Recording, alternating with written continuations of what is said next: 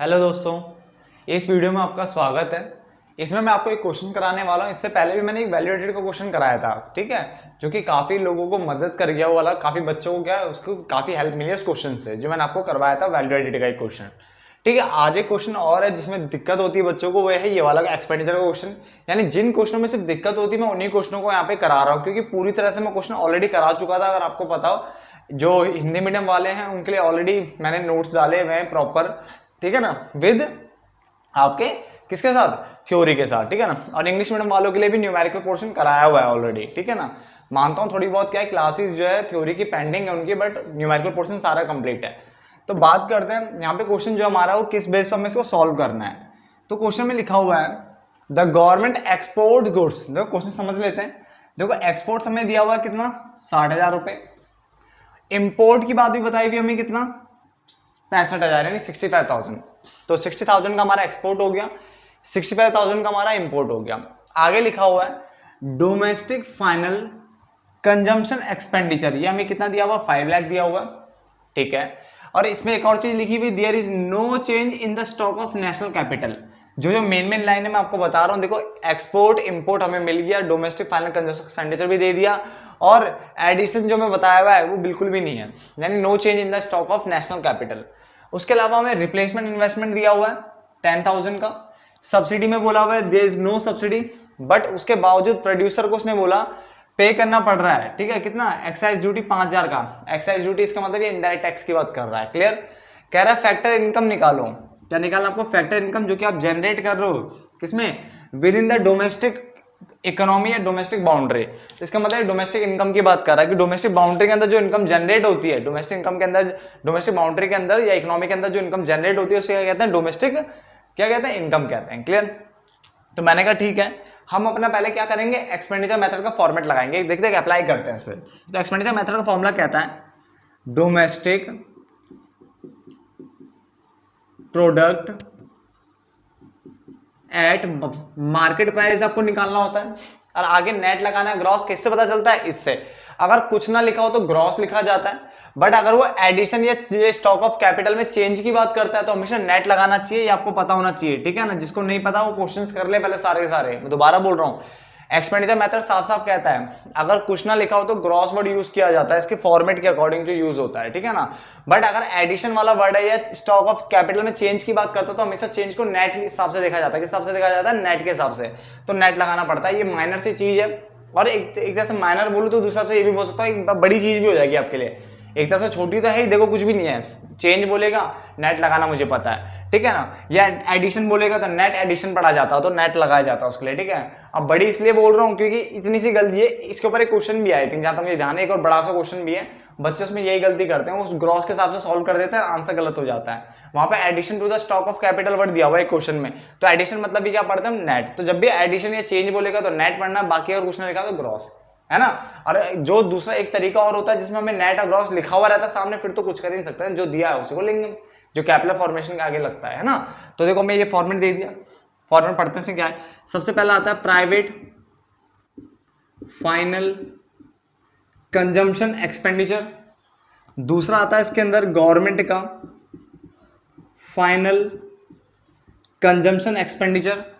तीसरा आपका आता था कैपिटल फॉर्मेशन। कैपिटल फॉर्मेशन के आगे नेट लिखा, ग्रॉस लगा, उसके अकॉर्डिंग यहाँ पे लगाया करते थे हम, ठीक है ना। बट कैपिटल फॉर्मेशन नहीं, यहाँ पे चेंज इन लिखा हुआ है। क्या लिखा हुआ है, चेंज इन स्टॉक। तो चेंज को किस तरह से पढ़ते हैं, नेट, तो मैंने नेट लगा दिया यहाँ पे, क्लियर। उसके अलावा हमें नेट एक्सपोर्ट चाहिए होता है, क्या होता है, नेट एक्सपोर्ट। तो ये 4 चीजें होती है, ठीक है। मैं प्रॉपर तरीके से आपको करा रहा हूं उसे। प्राइवेट और गवर्नमेंट हमें नहीं दिया हुआ, हमें एक साथ दिया हुआ है डोमेस्टिक फाइनल कंजम्पशन एक्सपेंडिचर। या तो वो प्राइवेट देता तो प्राइवेट का अमाउंट लिखता, गवर्नमेंट देता तो गवर्नमेंट का अमाउंट लिखता, बट इसने कुछ नहीं दिया। बट ये बोलते कि डोमेस्टिक बाउंड्री के अंदर जो आपने फाइनल कंजम्पशन एक्सपेंडिचर किया वो कितना किया हुआ है, 5 लाख किया है। इसका मतलब ये दोनों का सम दिया है, क्योंकि गवर्नमेंट भी डोमेस्टिक बाउंड्री के अंदर आती है और प्राइवेट वाले भी क्या आते हैं, डोमेस्टिक बाउंड्री के अंदर आते हैं। तो हमें दोनों इंक्लूड करके दिए हुए कितने, 5 लाख, यानी 5 लाख जो हमें दिए हुए वो इन दोनों का सम दिया हुआ है। क्लियर होगा, ये आपको समझना है इस पॉइंट में। चेंज इन स्टॉक 0 बोला हुआ है। और नेट एक्सपोर्ट कैसे निकलता है, एक्सपोर्ट माइनस इंपोर्ट। एक्सपोर्ट कितना है, 60,000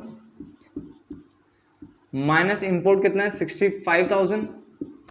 तो ये आपका कितना आ गया 495, पहले इतना कर लीजिए, अभी 495 आ गया। क्लियर।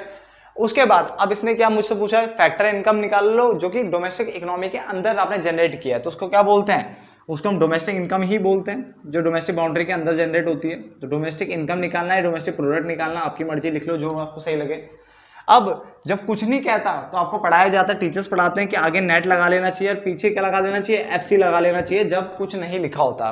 खाली क्या लिखा हुआ है, डोमेस्टिक इनकम के अंदर जो इनकम आप जनरेट कर रहे हो डोमेस्टिक इकोनॉमी के अंदर, वो निकालो। इसका मतलब डोमेस्टिक इनकम निकालनी है, वो तो समझ में आ गया, बट आगे कुछ नहीं है तो नेट, पीछे कुछ नहीं है तो एफसी।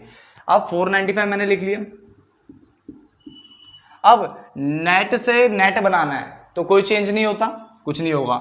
दूसरा डोमेस्टिक से डोमेस्टिक करना है, इसमें भी कोई चेंज नहीं, दोनों सेम है। बट एमपी से एफसी बनाना है, अब मैंने बताया था एमपी हमेशा बड़ा होता है, एफसी छोटा होता है। एमपी से एफसी जाओगे तो ऊपर से नीचे यानी माइनस करना पड़ेगा मुझे, यानी मार्केट हमेशा बड़ा होता है, फैक्टर छोटा होता है। तो मार्केट से फैक्टर की तरफ जा रहे हो तो बड़े से छोटे की ओर, तो आपको माइनस करना होता है। ठीक है, फॉर्मूला आपको याद होनी चाहिए, क्योंकि मैं आपको एक क्वेश्चन करा रहा हूँ यहाँ पर अभी इस वक्त। ठीक है ना, रिवीजन करनी है तो आप पुरानी वीडियोस देख सकते हो। माइनस किया, क्या माइनस करते हैं, नेट इनडायरेक्ट टैक्स। क्या करते हैं, नेट इनडायरेक्ट टैक्स। अरे ये निकलता कैसे, इनडायरेक्ट टैक्स जो होता है उसमें से माइनस करना होता है सब्सिडी। अब इनडायरेक्ट टैक्स हमें क्या दिया हुआ है, यहाँ पे एक्साइज ड्यूटी दिया है, ये आपका इनडायरेक्ट टैक्स होता है।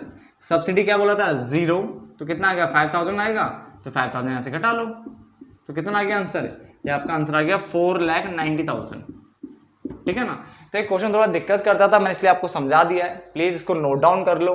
और जिनको ये क्वेश्चन अभी भी समझ नहीं आ रहा है, इसका मतलब उसके पहले जो है बेस हिला हुआ है, प्लीज पहले बेस पक्का करिए अपना।